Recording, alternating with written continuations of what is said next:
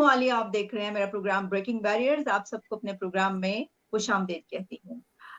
پاکستان کے حالات کے حوالے سے ہم گفتگو کریں گے، اور اسی کے ساتھ ہم یہ دیکھیں گے کہ اس وقت ہم کہاں پر کھڑے ہیں، اور ہمارا ہمسایہ ملک جس نے اب وہاں پر جو مون مشن ہے اس کی پکچرز، جو امیجز شیئر کیے ہیں، اس کی بھی دنیا میں دھوم مچی ہوئی ہے. تو ہم کہاں پر جا رہے ہیں، اس موضوع پر بات کرنے کے لیے ہمارے ساتھ اس وقت موجود ہیں barrister Hamid باشانی Sahib. Barrister Sahib, thank you so much for joining my show. آپ کا شکریہ جی، تھینک یو. سر، یہ جیسا میں نے آپ کو بتایا سر، جو ملک کے حالات ہیں وہ تو آپ کو پتہ ہی ہے. مطلب یہ تو اس طریقے سے لیا جا رہا ہے کہ ایک طرف جو ہم ہیں، ہمارا مشن یہ ہے کہ ہم نے اپنے تمام گزرے اعظموں کو جو ہے وہ جیل بھیجنا ہے، جیل مشن ہے، اور نااہل کرنا ہے. جبکہ ہم دیکھ رہے ہیں کہ ہمارا جو ہمسایہ ہے وہ مون مشن کی بات کرتا ہے، اور وہاں پر اب ایسا ہوا ہے کہ انہوں نے کامیاب ہو گیا ان کا وہ مشن، اور وہاں سے جو مون امیجز ہیں وہ شیئر کروائے گئے ہیں، جس پہ پوری دنیا میں اس کی خبر جو ہے وہ اس وقت چل رہی ہے. اور سر اسی کے ساتھ ایک اور خبر، آپ نے بھی ویڈیو دیکھی ہوگی، ایک ٹرین کا حادثہ یہاں پر ہوتا ہے، اور اس کے جو ہے وہ پتہ یہ چلتا ہے کہ ویڈیو جب لوگ وہاں پہ بناتے ہیں کہ یہ غفلت ہے، ابھی تک لکڑی استعمال ہو رہی ہے پٹریوں میں، اس طرح کی کوئی سچویشن جو ہے وہ بھی دیکھنے کو ملی. تو بیرسٹر صاحب، یہ کیا مطلب بہت زیادہ فرق نہیں ہے کہ ہم کہاں پر کھڑے ہیں اس وقت، اور دوسرے جو ہمارے ہمسائے ہیں وہ اس وقت کہاں پر کھڑے ہیں؟ کیا آپ بھی اس کو اسی نظر سے دیکھ رہے ہیں؟ دیکھیں جی، یہ تو کہنا کہ ہم کہاں کھڑے ہیں اور ہمسائے کہاں کھڑے ہیں، یہ تو بہت ہی ایک کمپیئر کرنے والی بات ہے. میں تو سمجھتا ہوں کہ اس حساب سے اگر دیکھیں تو پاکستان کہیں کھڑا نہیں ہے. ایک تو ہوتا ہے نا کہیں کھڑے ہیں، تو 19-20 میں جو ہے پاکستان میں اس وقت جو سچویشن ہے وہ یہ ہے کہ پاکستان کے اندر جو وہاں کی جو طاقتور قوتیں ہیں، انہوں نے خود اپنے ہی ملک کے خلاف ایک بہت بڑا زبردست قسم کا جو ہے اسالٹ، ایک محاذ جو ہے وہ کھولا ہوا ہے، جس کے نتیجے میں جیسا کہ آپ نے کہا کہ پرائم منسٹرز کون اندر ہوتا ہے اور کون باہر آتا ہے اور کس کو سزا ہوتی ہے کا ایک پروسیس سے بات بہت آگے نکل گئی ہے. گزشتہ 1-1.5 سال سے، اور بلکہ یہ کہنا چاہیے کہ 4-5 سال سے جو پروسیس تھا اور جو پروسیس ابھی تک کنٹینیو ہے، وہ یہی چیز ریفلیکٹ کرتا ہے کہ وہاں پہ پولیٹیکل پارٹیز کے نام پہ مختلف ٹرائبز جو ہیں وہ ایک دوسرے پہ حملہ آور ہیں. اور وہ جس طرح جو ہے نا پرائمری اسکول کے بچے جو ہیں وہ ایک دوسرے کے ساتھ اپنے آپ کو کمپیئر کرتے رہتے ہیں کہ جی اس کو اتنے نمبر ملے تھے، یا اس کی جو ہے وہ یہ کتاب اچھی تھی یا وہ بری تھی. اس طریقے سے جو ہے وہاں پہ یہ کمپیئر ہو رہا ہے جی کہ فلاں صاحب جو ہیں وہ اتنا عرصہ جیل میں رہے تھے، ان کو اتنی سزا ہو گئی تھی، ان کو اتنا جرمانہ ہوا تھا، ان کو سیاست سے جو ہے وہ نااہل قرار دے دیا گیا تھا. تو جب تک آپ کی پارٹی کے ساتھ یہی حشر نہیں ہوتا، اس وقت تک ہمارا سکور جو ہے وہ مکمل نہیں ہوتا، جو اس وقت وہاں پہ سچویشن جو ہے وہ چل رہی ہے. تو ان حالات میں آپ مجھے یہ بتائیں کہ اس میں جو ہے جو ود ان کنٹری ایک سیول وار کی سچویشن ہے، اور جو ایک فیوڈل ایک ٹرائبل قسم کا جو جھگڑا چل رہا ہے، اس میں کس کو فرصت ہے؟ کوئی ایک شخص آپ مجھے بتا دیں، کوئی پرائم منسٹر یا کوئی ایکسٹرنل منسٹر یا کوئی اور ڈیسیجن میکنگ پاور رکھنے والا شخص جس کو ان چیزوں سے باہر بھی کوئی چیز نظر آ رہی ہو کہ انڈیا جو ہے وہ کہاں پہنچ گیا، یا اس نے اسپیس میں جا کے یا چاند پہ جا کے کیا کر دیا، اور دنیا کے ساتھ اپنی جو اس کی سکسیس ہے، اس کی جو سٹوریز شیئر کر رہا ہے، ان چیزوں کے بارے میں تو وہ سوچ تک نہیں سکتے نا. چونکہ اگر بات یہ نہیں ہے کہ ان کی لڑائی ہے تو اس میں مصروف ہیں. فار ایگزامپل آج یہ لڑائی بند ہو جائے تو آپ ذرا ملک کا نقشہ دیکھیں کہ جس طریقے سے فائنینشلی، پولیٹیکلی اور سوشلی ایون ملک کے اندر ایک قیاس کی سچویشن ہے، ایک انارکی ہے، ایک طرح کی جو ہے وہ افراتفری ہے. اس میں کیا وہ اپنے آپ کو اس قابل ہے پاکستان کہ وہ اپنے کسی پڑوسی کے سامنے کھڑا کرنے کی جو آپ نے بات کی، یعنی مقابلہ کرنے یا اس کے ساتھ تقابلی جائزہ لینے، ایون دو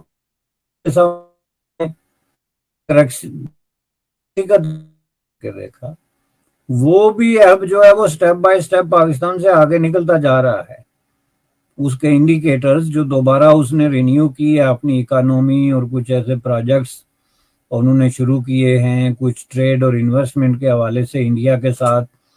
ان کی جو کچھ ڈیلز ہوئی ہیں ان کو سامنے رکھتے ہوئے اب وہاں بھی ایک طرح کا آپٹیمزم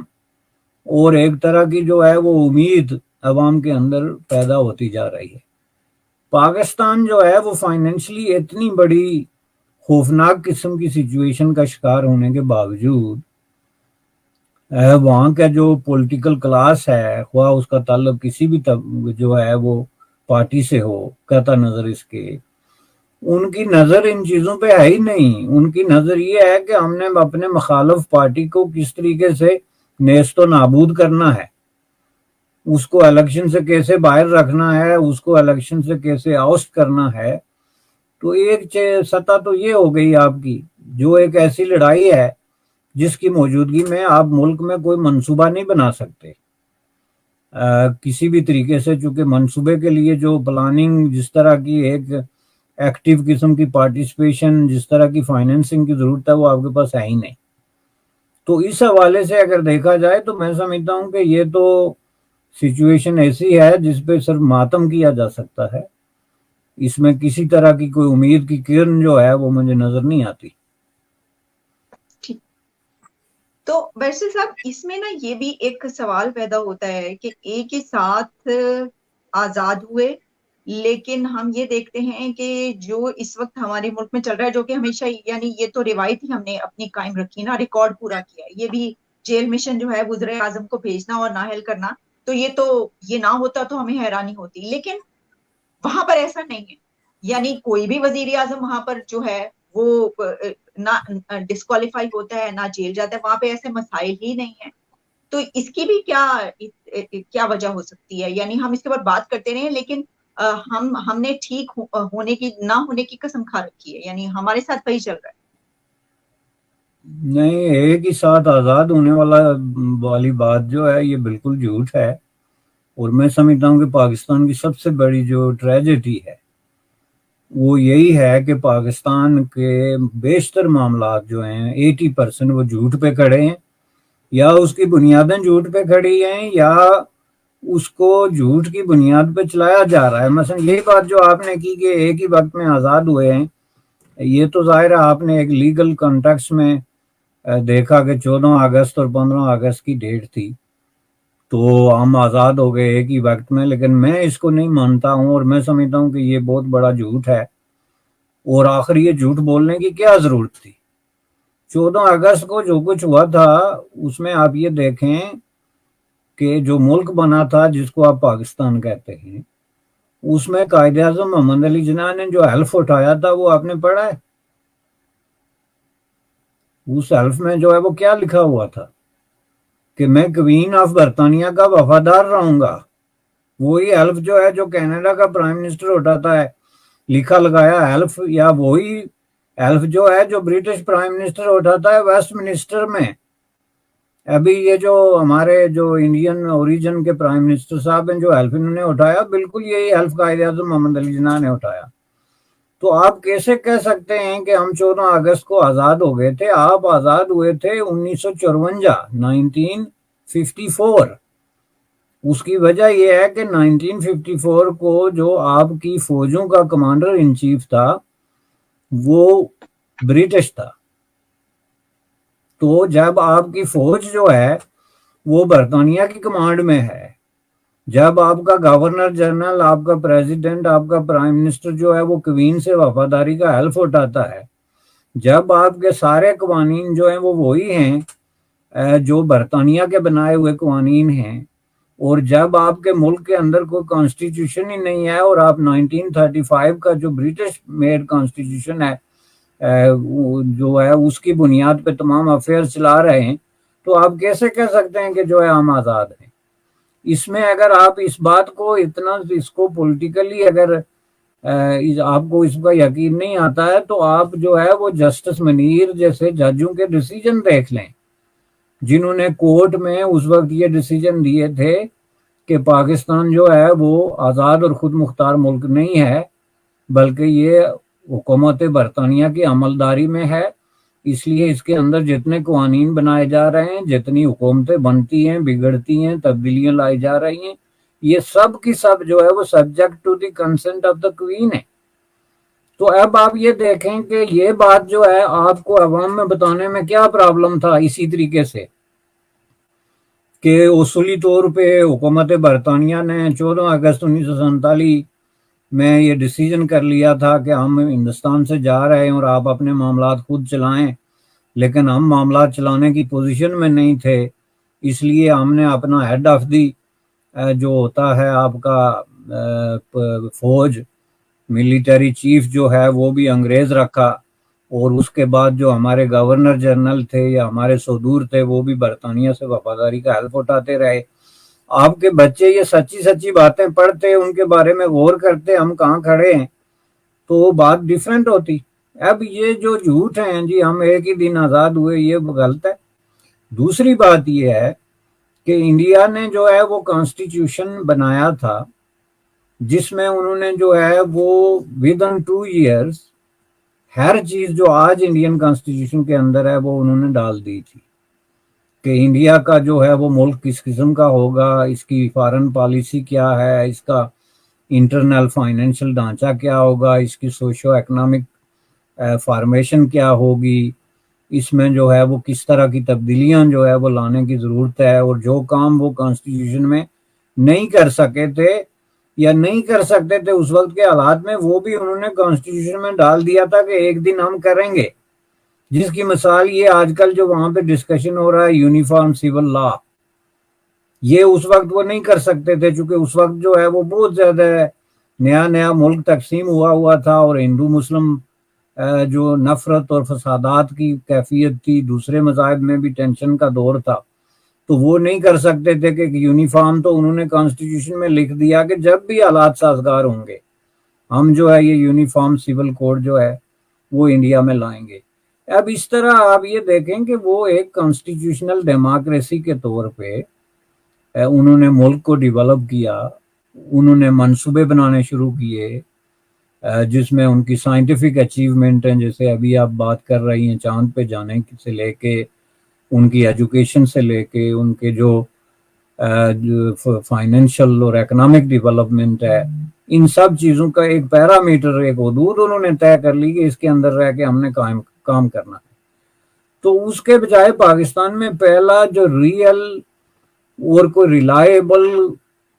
کانسٹیٹیوشن ہے وہ جا کے 1973 میں بنا،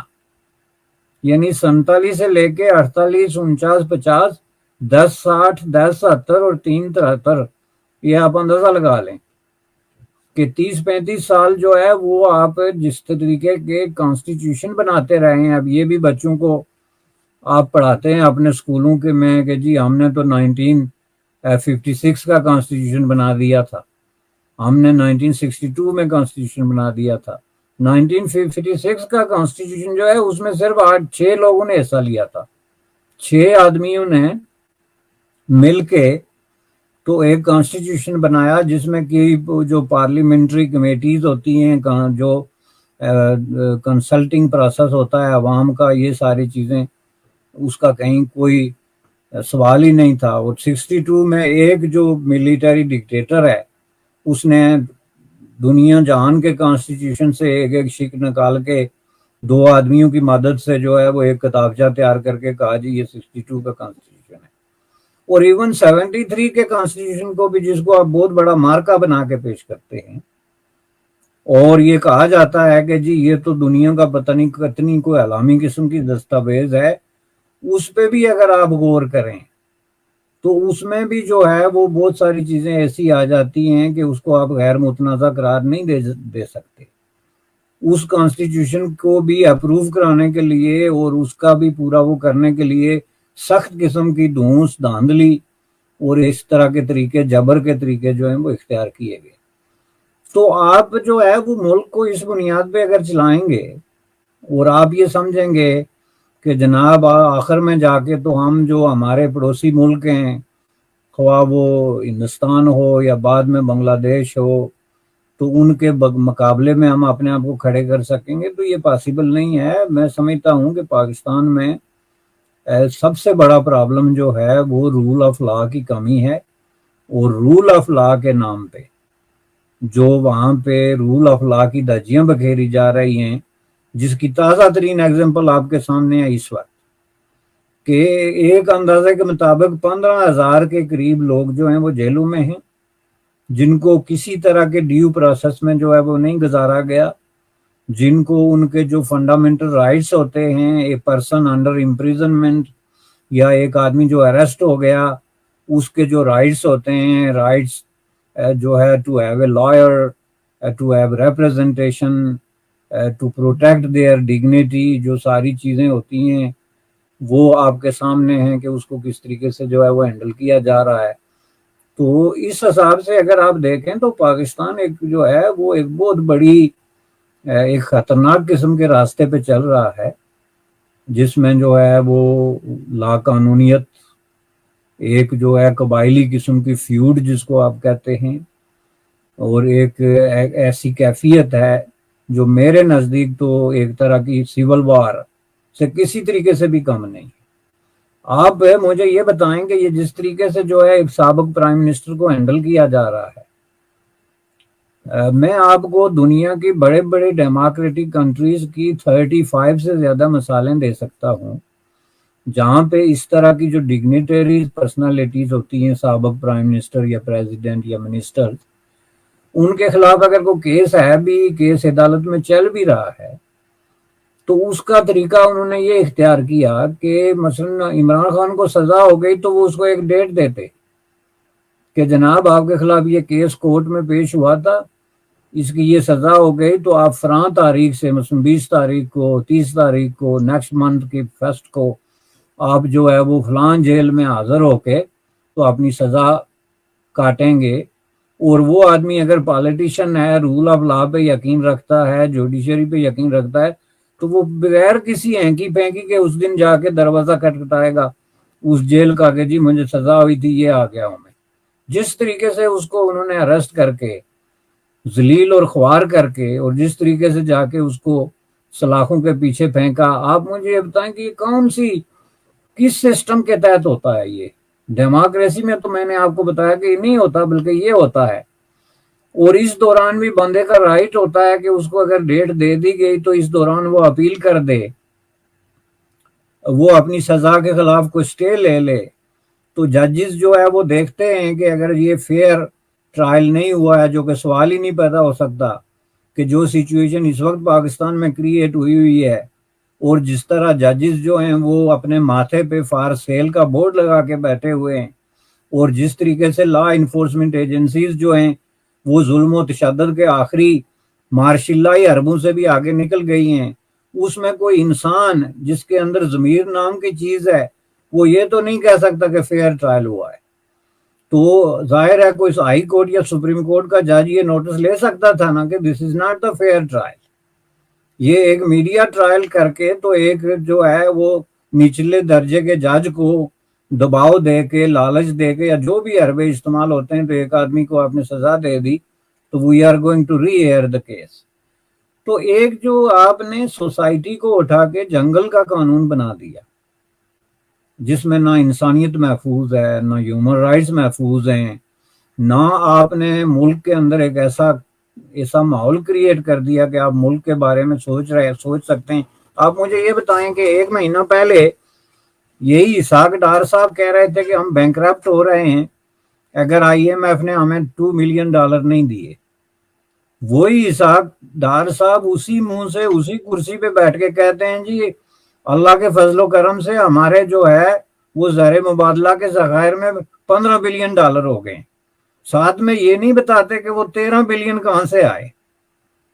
کیا انہوں نے یہ تو نہیں کیا تھا کہ وہ بلین پیسے نکال کے، جیسا پاکستانی سٹائل ہے کہ ججوں کے گھروں سے یا بیوروکریٹوں کے گھروں سے بوریوں میں بھرے ہوئے پیسے نکلتے ہیں، تو بوریوں میں سٹاف کیے ہوئے تھے اور وہ نکال کے واپس اکاؤنٹ میں ڈال دیے. ہم نے تو نہیں سنا کہ کہیں چائنا نے یا سعودی عربیہ نے یا یو اے ای نے ان کو کوئی بلین دیا, 2 بلین دیا. تو $15 بلین کہاں سے آ گئے؟ جہاں اپنے عوام کے ساتھ آپ یہ سلوک کرتے ہیں کہ وہ حبیب جالب کی جو ہے زبان میں آپ ان کو گدے سمجھتے ہیں, آپ ان کو بلین کا ہوا ہے, اور دوسرے دن آپ کہتے ہیں ہمارے پاس $15 بلین ہے, تو آپ یہ بھی بتانے کی زحمت گوارا, یہ عوام جاننا نہیں چاہتے کہ یہ کہاں سے ہو گئے بھائی, 13 بلین ڈالر کہاں سے آ گیا؟ تو اس ملک میں آپ مقابلہ کر رہے ہیں ہندوستان کے ساتھ جو چھلانگیں لگا رہا ہے اس وقت ترقی کے زینے پہ, 8 10 سٹیپس جو ہے وہ ایک سٹیپ میں پار کرتا جا رہا ہے. اس وقت اس کی جی ڈی پی جو ہے وہ 3rd لارجسٹ جو ہے وہ دنیا میں بن چکی ہے. اس وقت جو ہے وہاں کا پرائم منسٹر اپنے عوام کو بتا رہا ہے کہ if I come back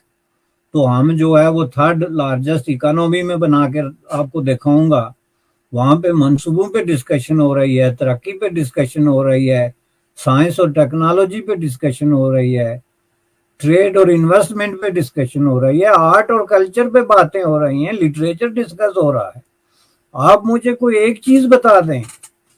سوائے پاکستان میں ایک دوسرے کا گلا کاٹنے کے اور زبردستی اقتدار پہ قابض ہونے کے قدیم وحشیانہ قبائلی طریقے اختیار کرنے کے کیا ہو رہا ہے؟ آپ خود مجھے سمجھائیں. جی بالکل درست فرمایا برسے صاحب. آخری اگر آپ مختصر اس پہ کامنٹ کرتے ہیں, یہ چلیں اگر ہم, ظاہر ہے مقابلہ تو بہت دور کی بات ہے, لیکن ہماری ایجوکیشن ہم نے اس حد تک تو سائنس اور ٹیکنالوجی میں کیا ہوتا کہ ہم یہ سوچتے کہ چلو 10 سال کے بعد ہم یہاں پر پہنچ جائیں گے جہاں پہ وہ ابھی پہنچ گئے, ہم 20 سال کے بعد یہاں پہ پہنچ جائیں گے. ہمارا تو کہیں دور دور تک سر ہم سوچ ہی نہیں سکتے کہ ہم چاند پر جو ہے وہ کبھی ایسا خیال بھی ہوگا. نہیں, اس کی وجہ صاف ظاہر ہے کہ جب آپ کو خود پتہ ہی نہیں ہے کہ آپ کل ہیں یا نہیں ہیں, اور پتہ اس لیے نہیں ہے کہ آپ نے جو ایوان اقدار ہیں, یہ جو اقدار کی راہداریاں ہیں, کاریڈورز ہیں, ان کو ایک طریقے کی قتل گاہیں بنا کے رکھ دیا. کوئی پتہ نہیں کس وقت آپ کے ساتھ کیا ہو جائے, کون آپ کو اٹھا کے لے جائے, کون آپ کو جیل میں پھینک دے, کون آپ کو جھوٹے الزام میں سزا دے کے نااہل قرار دے دے. آپ کیسے منصوبہ بندی کر سکتے ہیں؟ جن ملکوں نے ترقیاں کی ہیں ان کو آپ دیکھیں کہ وہ کم از کم 5 سال منصوبے پیش کرتے ہیں جی کہ آج سے 5 سال بعد ہماری زراعت کا یہ آج جو کیفیت ہے یہ ہوگی, سائنس اور ٹیکنالوجی یہاں ہوگی, تعلیم یہاں ہوگی. آپ میں تو یہ ساری چیزیں ریورس ہیں. آپ اندازہ لگائیں کہ یہ دنیا کی کوئی پارلیمانی تاریخ میں کبھی ہوا کہ جو ہے وہ 55 بلز ایک پارلیمنٹ جو ہے وداؤٹ ڈسکشن, وداؤٹ جو ہے وہ کمیٹی کی جو ہے وہ سپرد کیے اور اس کی رپورٹ لیے اس کو پاس کر دے آرڈیننسوں کے ذریعے, اور عوام کو پتہ ہی نہیں کہ وہ 55 سبجیکٹس کیا ہیں, کن موضوعات پہ قانون سازی ہوئی اور ہم کہاں سے کہاں پہنچ گئے, کون سا حق ہمیں حاصل تھا اور اس کا اب کیا بنے گا. آپ اندازہ لگائیں کہ جہاں پہ پارلیمنٹ کی موجودگی میں ایک 2 رکنی کمیٹی بنتی ہے جس کو آپ پتہ نہیں انویسٹمنٹ کونسل کے کون سی کونسل کہتے ہیں, جس میں آپ کا آرمی چیف اور پرائم منسٹر شامل ہے, اور اس کو اتنے وسیع تر قسم کے اختیارات دیے جاتے ہیں کہ ان کا کوئی ایکٹ کسی عدالت میں جو ہے وہ آپ نہیں لے جا سکتے. یعنی وہ اگر کل طے کر لیں کہ ہم پورا پاکستان کسی ملٹی نیشنل کمپنی کو بیچ رہے ہیں اتنے $1 بلین میں, تو وہ ایکٹ جو ہے آپ کسی عدالت میں, کسی پارلیمنٹ میں, کسی جگہ پہ جا کے چیلنج نہیں کر سکتے. تو ان حالات میں عوام جو ہے میں سمجھتا ہوں کہ ایرریلیونٹ ہے. پاکستان جو ہے وہ بنیادی طور پہ چند لوگوں کے ہاتھوں میں اس وقت جو ہے چلا گیا ہے, جن کی بہت بڑی گرفت ہے سسٹم پہ, اور وہ اب آپ یہ ابتدا ہے, یہ میں آپ کو بتا دوں, دس از دا بگننگ. یہ ملک جو ہے اگر آپ یہ کہتے ہیں کہ اس میں اس وقت ماشاء اللہ نہیں ہے, تو میں سمجھتا ہوں کہ آپ کا بہت ہی جو ہے وہ یا تو چیزوں کی ڈیفینیشن کا سٹینڈرڈ بہت ہائی ہے, या फिर आपकी नॉलेज जो है वो बिल्कुल ना होने के बराबर है। लेकिन हमने जो देखा कि पाकिस्तान में जो माजी के बदतरीन मार्शल लॉ रहे हैं और जो हमारी जिंदगी में हुआ, वो जनरल ज़िया का बदतरीन मार्शल लॉ हो या परवेज मुशर्रफ का मार्शल लॉ हो, और उस वक्त जो है जो डिस्पेंसेशन जिसको आप कहते हैं, जो अरेंजमेंट जो हुकूमत की और रियासत की होती थी मुल्क के अंदर, ये उससे कहीं ज्यादा सख्त है। और इसमें जो इनविजिबल फोर्सेस हैं उनकी गिरफ्त, उनकी ताकत और उनके डिसीजन मेकिंग के इख्तियारात उनसे कहीं ज्यादा हैं। और मुल्क में जुल्म, तशद्दुद, नाइंसाफी, गिरफ्तारियां, लाकानूनियत, इंसानी हकूक की खिलाफ वर्जी, जमहूरी हकूक से इनकार, ये उसकी निस्बत 1000 गुना ज्यादा है। तो फिर मुझे समझ में नहीं आती कि मार्शल लॉ कहते किसको है। अगर आप मार्शल लॉ से मुराद आमरीत लेते हैं तो इस वक्त पाकिस्तान जो है अपनी तारीख की बदतरीन आमरीत से गुजर रहा, और आप बात कर रहे हैं चांद पे जाने की। ठीक, मिस्टर हामिद बादशाही साहब, बहुत बहुत शुक्रिया आपके वक्त का sir. Thank you so much for your precious time. Next भी आपसे बात। शुक्रिया, थैंक यू।